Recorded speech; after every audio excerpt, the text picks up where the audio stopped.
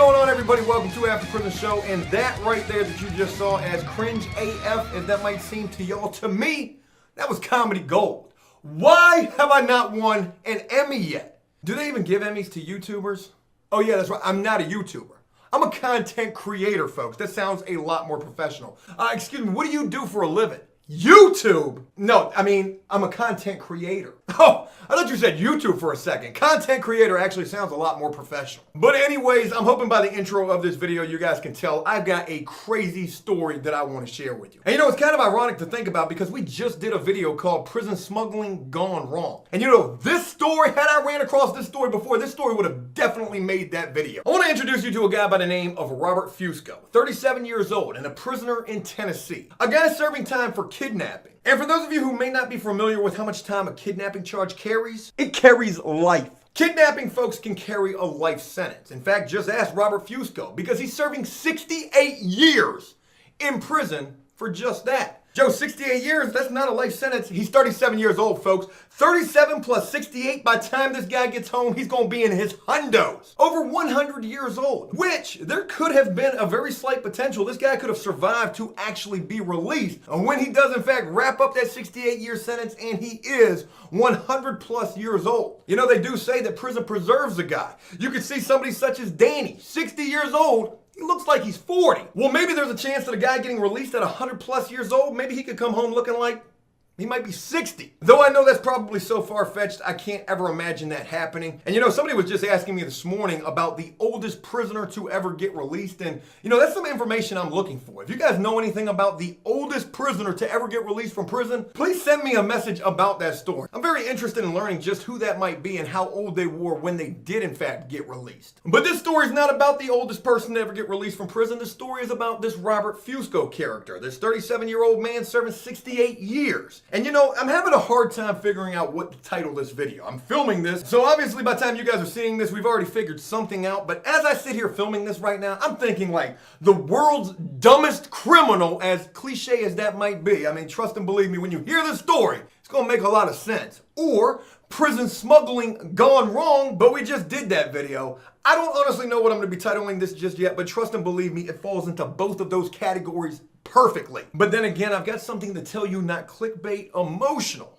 And that sounds like the title. I might actually go with that. Don't hold me to it, but it's sounding good right this second. Now, folks, there's going to be a lot of moving parts to this story. So I'm going to ask that while watching this video, you please remain seated, keep your seatbelt on, your arms, legs, and everything else inside the car while moving. And get ready for this thing to go from 0 to 100 real quick. Inmate escapes from prison, tries to sneak back in with contraband. Now, you know, the first thing I want to say in relation to this is not the first time we've covered a story like this. And you know, it's only been like since I've been released that these type of stories have started popping up. What in the hell is going on inside these jails and prisons where prisoners are willing to risk trying to escape just in an effort to try to sneak back in after they have successfully gotten out? I don't know what's taking place inside of the system since I've been released, but when I was serving time, things like this wasn't taking place. At least I never heard of no crazy story like this. I never ran across nobody who ever had a plan to escape just to come back inside. Now, I've ran across dudes who definitely had them some escape plans, but wasn't nobody ever thinking about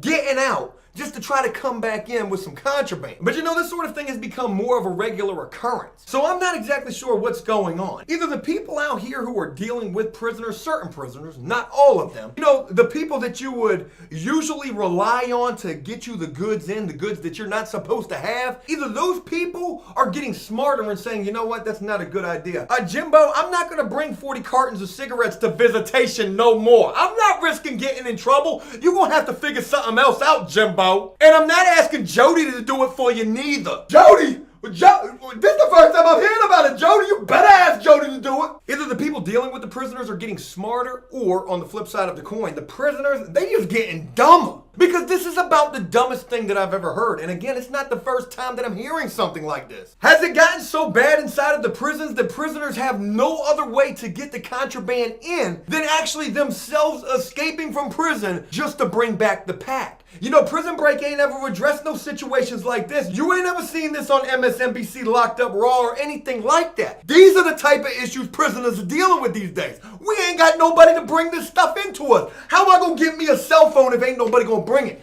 I know. I'm going to jump over this fence. I'm going to go to 7-Eleven. I'm going to buy me a track phone for myself, and then I'm going to come right back in before chow and count time. I'm actually sweating filming this video. Forgive me. This has actually got my blood pressure a little high because, again, this is just so dumb to me. Now, again, though I've talked about stories like this in the past, there's never been one that's been detailed and outlined with so much detail as this story right here. And this again has a lot of moving parts. You know, this wouldn't be something that Robert Fusco was able to pull off by himself. And in fact, he was going to need some help. And not just some help, but a lot of help at that, including some other prisoners and also some staff members. And you know, when the cat finally got out of the bag, and I ain't talking about Robert Fusco escaping from prison, God, that joint right there was a complete stink bomb of a joke attempt. And I apologize for it. I know that one was bad. But again, Robert Fusco would not be able to pull this off single-handedly. He was gonna need some help. And I don't know exactly how it happened that these other folks would end up getting implicated in this. I am going to offer you one very good guess, and that is that when Robert Fusco got caught, he told on everybody. Everybody who helped him get out. All of these people that he needed. As soon as he got caught, he probably spilled the beans on everybody. That guy right there helped me. That guard right there helped me. He helped me. You know you helped. Don't turn around now, Bob. You know you helped me too. Come on, you going to court. You're going back to court. You're getting some more time. I ain't wearing all this by myself. If that's the case, Robert Fusco, you ain't nothing. Wow. All these people helped you just for you to turn them in. Now, Robert Fusco would end up getting charged with a felony escape. He would also get charged with another felony for being in possession of an unlawful telecommunication device inside a penal facility. And you ain't never heard nobody refer to a cell phone as such before. My God, that joint sounds vicious. You know, I did a video like 2 years ago talking about one of the worst things you could get caught with in prison, and that is a cell phone, or as they like to refer to it as, an unlawful telecommunications device inside a penal facility. Hey, Robert, hey, Fusco, Robert Fusco. I shouldn't be saying your whole government, but hey, you got one of them unlawful telecommunication devices inside a penal facility? I'm trying to make a phone call, man. My girl, she ain't answered in 4 years. I'm trying to see if she'll put some money on the phone. You got one of them? Hey, that joint is a ball right there. Hey, yo, I got them unlawful telecommunication devices inside a penal facility. Bum, ball. Cody, you're back. Hey, Cody, the auto-tunes. Putting that on a t-shirt. We marketing that. Unlawful. Yeah, getting caught with a cell phone while locked up, that's a really bad charge. They consider that a major security threat. For reasons such as they can't monitor those phone calls, you could be doing all sorts of things like putting little targets on people or planning an escape. And you know, really, I don't even know what's the worser charge that this guy got. The escape charge or that cell phone charge. Those are two of the most serious charges you can catch while serving time. And you know, while researching this story, they also don't reveal how exactly it was that he escaped. But what they do say is that this man escaped in an effort to go get contraband and then get it back into the prison. And when I first heard this, I was just imagining to myself, well, he must have just got out, grabbed it from wherever it was in a field or in the woods, and then ran back in. But that was not the case at all.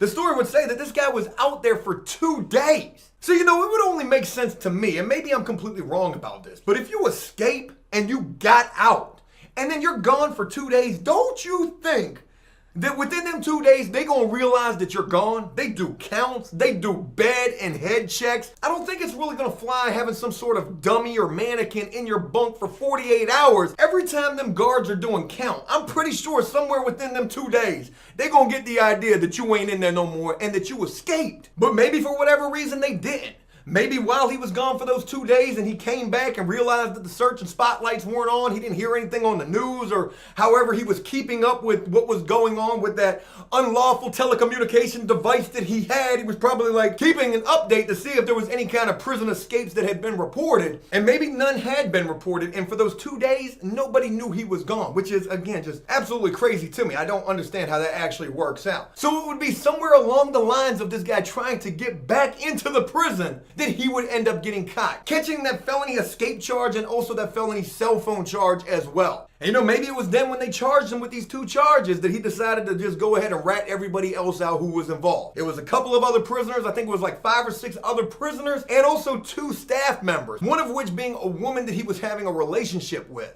Now, you know, the story outlines each individual person, the prisoners, the guards, the woman he was having the relationship with. The story outlines all of these players. And I'm not going to sit here and tell you about each and every one of them because they all basically got the same charges. Conspiracy to escape, facilitation of escape, and permit facilitate escape. They all have pretty much those exact charges, but there's one person implicated in this that I really want to tell all of you about. I think you're going to find this individual very interesting. And this person would actually be Robert Fusco's cellmate, an individual by the name of Jared Tolley. Actually, scratch that. I've got to correct myself. I made a mistake right there. Jared Tolley, Robert Fusco's cellmate, aka Alyssa Tolley, who now identifies as a woman.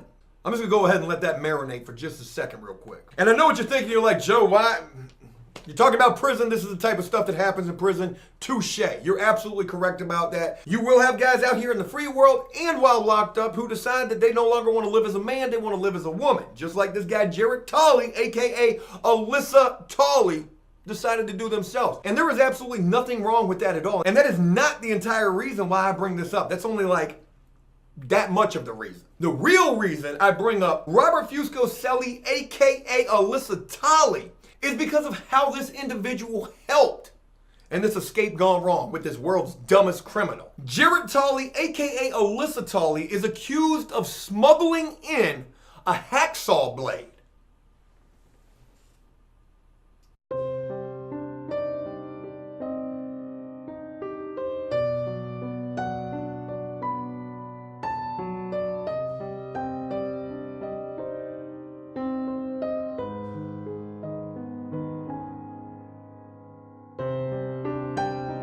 The story doesn't exactly say how this hacksaw blade was smuggled in. And I know I said I wasn't going to mention many of the individuals who were implicated along with Robert Fusco in this escape plan, but there is one other person that I want to talk about as well. And it's not the woman that he was having the relationship with. I don't really know too much about her, but the other guard in this matter, a guy by the name of Josh, 34 years old, who served as a past president of the local officers union. Here's a guy who was the president of the officers union, a guy who goes to bat for the other prisoners, trying to help with any issues or pay situations that they might have, a guy who is the president of all of that, who is implicated in this and is accused of smuggling contraband tucked up underneath them nether regions, up in them things.